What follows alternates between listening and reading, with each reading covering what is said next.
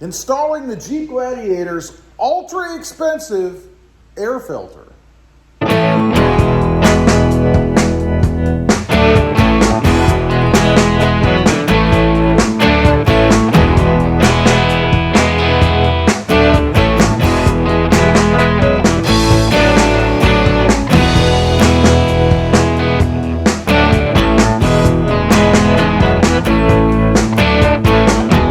Everybody, how are you today? And that's right, it's time finally. I finally got the Jeep Gladiator's ultra expensive air filter. We're going to go ahead and pop the hood. I'm going to put that in. First of all, it's not in that box. That's actually something for the Tacoma over there coming up. So stay tuned for that on the Tacoma channel, of course, which by the way is Rob Motive. Check it out if you haven't. Anyway, I have the ultra expensive air filter.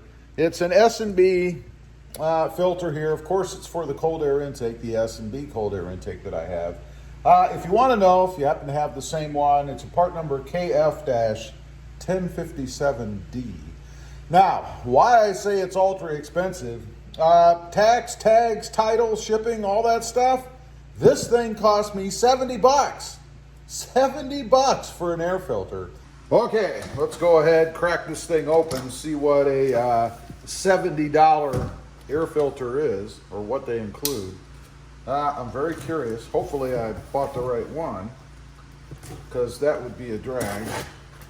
And by the way, at least anywhere that I looked, you can't find these in an auto parts store. You kind of have to order from S&B, so good packaging. And there it is, just a big giant honking filter. It does look like the right one, I think. We're going to find out. If not, it's possible it could be the one for the Tacoma, because I have an S&B in there as well. They did include a sticker, so we have a sticker to go with it. And that's it. So basically, we just have the dry filter here. And that's all there is to it. So let's go over to the Jeep and make sure that indeed it's the right one. All right, of course, to put the air filter in, you do have to pop the hood, right? So let's do that. And we have the struts in here, so it's just a matter of one finger up. There you go. It does look like it's the right filter. If you take a look in there, it does appear to be the right size. So that's a good thing. We did get the right size filter. Now, I say this is more difficult because it is, of course. You have to remove these 4 screws so that you can go ahead and pull the cover off and actually get to the filter. So, zoom you in a little. There you go. So we need to go ahead and do that. They're just a Phillips head screw. So I've never had this off since I put it on. So hopefully everything's okay and there's no critters living in there. That would be a drag. Set those right there on the battery so I don't lose track of them.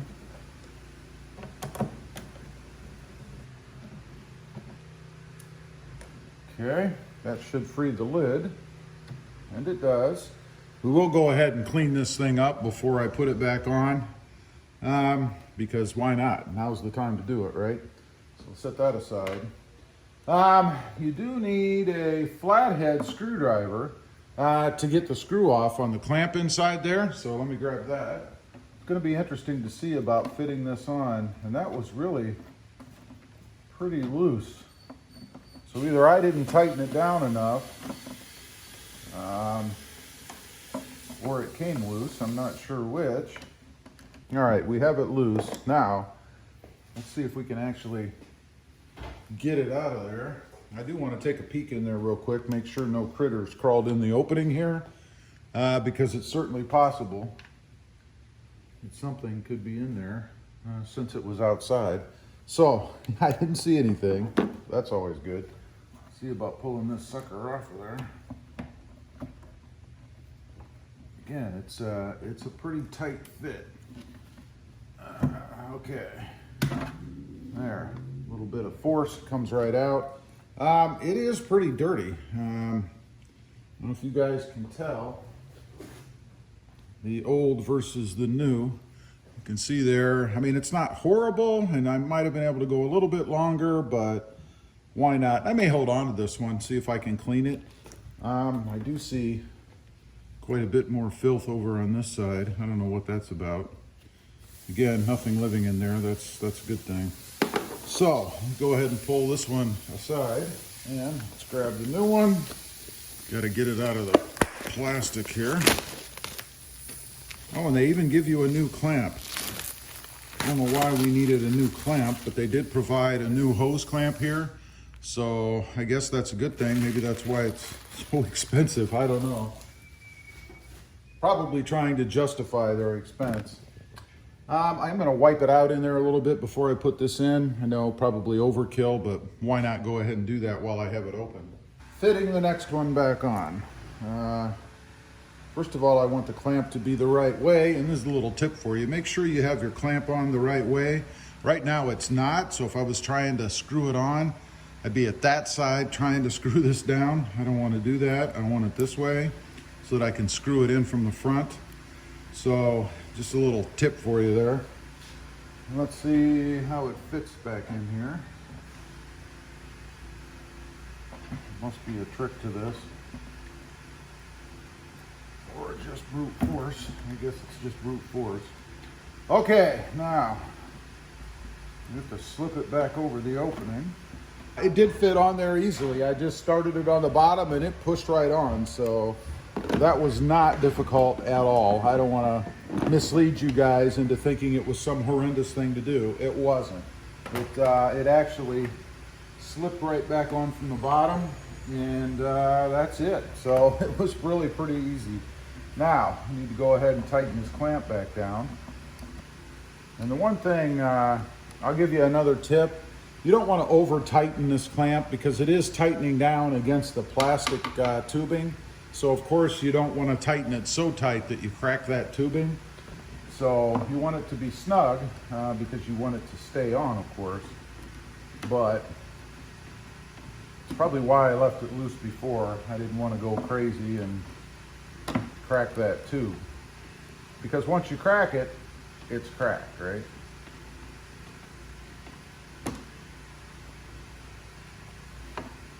And there's not a lot of room in there anyway. I think you might be able to just slip that thing on there and not even need the clamp because it really can't go anywhere. But just in case, we will tighten it down. And I think that's about it. I don't think we need to do any more. So that puts the clamp back on. In essence, we're done. I mean, it's installed, right? But like I mentioned, I do want to go ahead and spray off the cover here a little bit, at least the back side, and then I'll clean the front again once I have it on. Fingerprints, you know. So just using my little concoction here. It's pretty simple. Just spray it on there a little bit. Not hard to do. Wipe it off with a little trusty microfiber. Again, not complicated. Make sure you get it all nice and clean because once you put it on, you can't access it again, obviously, unless you want to remove it again, which I do not. I want it on and then I want it to stay. So that's about all I'm going to do. Just clean it up a little bit. You can see it does get some scratches and stuff in the top. I mean, all I've done is wipe it off a couple times, so it scratches very, very easily. Now, to put it back on, obviously it's just a repeat of taking it off. You don't want to tighten this too tight either. I mean, you are tightening down against just a plastic lid, plexiglass, I guess it probably is. So we'll get all the bolts started and then snug it. You don't want to go crazy.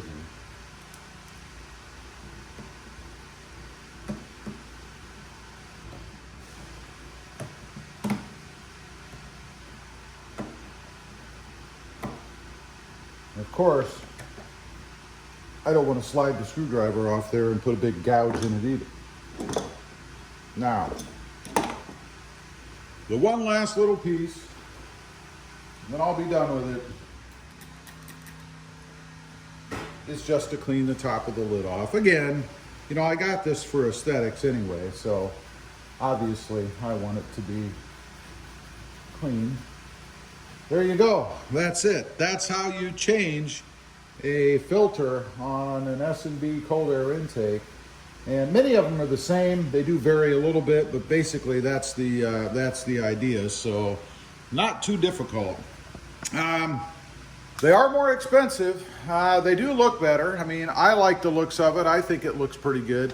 So you are going to pay more to have one of these, particularly when you change the filter. It's kind of like printers, right? The printers these days aren't that expensive, but the toner cartridges, they're insane.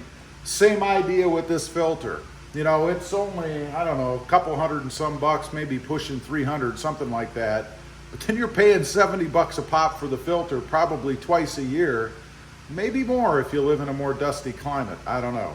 Anyway, that's it. That's the install of the very expensive S&B cold air intake filter. Leave a comment, let me know, do you prefer the dry, non-oiled throwaway like what I have there? Or do you prefer the oilable, cleanable that you can reuse? I'd be curious to know. Also, real quick, if you're interested, check out my other channel. It is all about my 2020 Toyota Tacoma, actually right there behind you guys. I have a third channel now called Rob Motive Civic.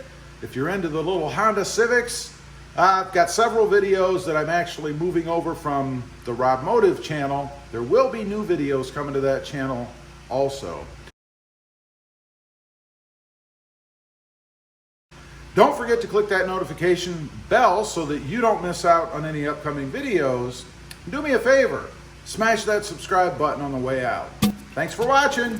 Stay safe out there. Bye.